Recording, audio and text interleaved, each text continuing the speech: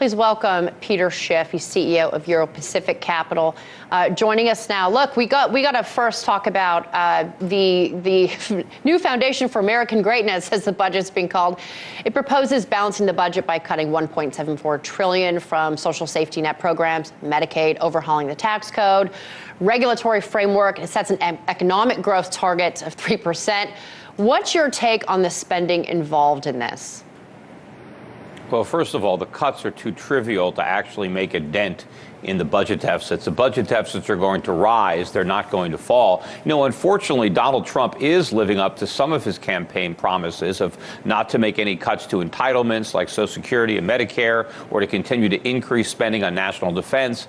But we actually need to make cuts in those areas if we want to have any hope of balancing the budget. But of course, the biggest farce in this budget is that the president assumes that the economic recovery, and I put that in quotes, but this expansion, which is already one of the longest in American history, the president assumes that it will continue uninterrupted for another 10 years. And if that were to happen, this would not only be the longest economic expansion in the history of this country, but it would be twice as long as the second largest expansion. I think the odds of this happening are zero. In fact, we may already be in the next economic recession, and the ink isn't even dry on that budget. And so you can throw all these assumptions out the window because a recession is going to deplete the government of revenue, and eventually, when interest rates do start to rise, and the Fed can't suppress them indefinitely, when interest rates go up, the cost of servicing the enormous national debt will skyrocket. And so you could just, forget about this entire budget. It's all a bunch of fantasy. Well, you heard what the White House budget director said. He said that we're going to judge compassion not on how many people are on these programs, but how well these programs get people off the government dole, so to speak. Do you believe that? I mean, I know you're a man who believes in getting people off the dependency of the government. Do you believe that that is part of at least ramping up these efforts, which we've seen so many times, the tax and spend crowd handing out American dollars to people, keeping them in these programs? What do you think about that statement? Well, I would certainly support that aspect of the budget. I do think that we need to cut back on these government programs, which basically breed dependency.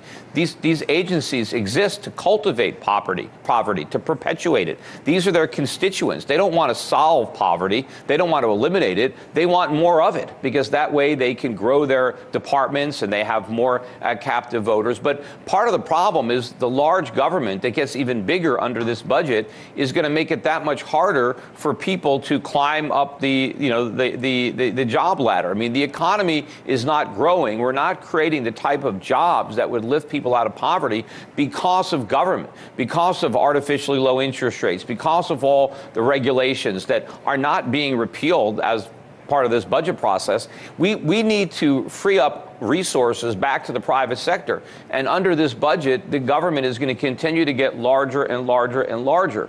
So if we want to have a vibrant economy for the people who are no longer going to be dependent on government, then we need to make some substantive changes to allow the free market to provide those opportunities that the government is preventing from coming into existence. Right. I'm just wondering if these are not baby steps. It sounds like something that only the Freedom Caucus within Congress is an entity that's going to support this, but it does seem sort of as if they're trying to make some sort of baby steps here. I'm a bit confused at this point. I need to look deeper into this. But you say the market optimism is unfounded. More Americans should be moving to safety investments. I've heard a lot of analysts say that is happening, but you say not enough, and you point to gold as something, and not necessarily these Bitcoin investments, because what you put in, you don't know if you can get out. But you point to gold as the way forward.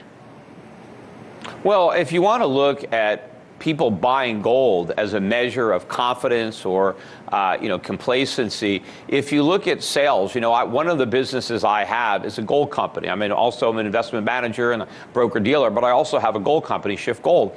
And this last quarter was our weakest sale of gold in the history of the company. And it's not just my company. I mean, I've been told that we're actually doing better than our competitors. This is industry-wide. And if you look at the statistics from the U.S. Mint, Americans have never bought as little gold as they are buying now. Now, this is not a worldwide phenomenon. Gold is still being purchased around the world. In fact, year to date, the price of gold is up slightly more than the S&P 500. Yet Americans are buying stocks and shunning gold. And I think the reason for that is Donald Trump. I think that a lot of people who were rightly worried about the U.S. economy, particularly Republicans who were worried about the direction the country was headed in under Obama, who were worried about the monetary policies of Bernanke and now Yellen, they were buying gold to hedge against those problems, as a safe haven against inflation or ultimately decline the dollar. But now that Donald Trump is president, a lot of these people are no longer worried. They're optimistic. They actually believe that Trump can make America great again, and that whatever problems they were worried about are just going to vanish because we now have a different president. And I think this is a very foolish assumption to make. And I think people who are expecting so much from the Trump administration are going to be disappointed. And it's not because I'm that anti-Trump. The problem is he has inherited such a disaster that there's nothing he can do to defuse this bomb. But instead, he should be preparing Americans for the tough times ahead and letting us know that there is a real solution, not a repeat of the failed policies that we had under Bush and under Obama, but a better way led by the free market. But unfortunately, since Trump has raised the level of expectations so high, when everything comes crashing down around him, I think we may go back to the same old failed policies of Federal Reserve stimulus and more government. And I think the next time the dose of monetary stimulus will be lethal. I want to bring you on another time soon here to talk about some of the products we're seeing from this budget, how it goes through Congress, and the effect it has on people's investments. I always like to listen to your point of view. Thank you very much, Peter Schiff, CEO of Euro Pacific Capital. Thank you.